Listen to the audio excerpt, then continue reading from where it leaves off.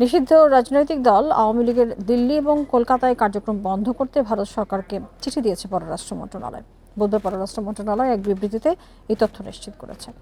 চিঠিতে বলা হয়, ভারতের রাজধানী দিল্লি এবং কলকাতায় নিষিদ্ধ রাজনৈতিক দল আওয়ামী লীগের অফিস স্থাপনের খবরে বাংলাদেশ সরকারের দৃষ্টিতে এসেছে।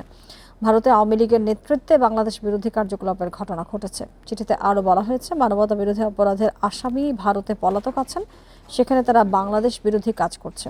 আইনত বা অবৈধভাবে অফিস স্থাপন সহ যে কোনো ধরনের রাজনৈতিক কার্যকলাপ বাংলাদেশের জনগণ এবং রাষ্ট্রের বিরুদ্ধে স্পষ্ট অবমাননা। চিঠিতে বলা হয়, ভারত সরকারের প্রতি বাংলাদেশ সরকারের আহ্বান, তারা যেন আওয়ামী লীগের অফিস বন্ধে পদক্ষেপ নেয়।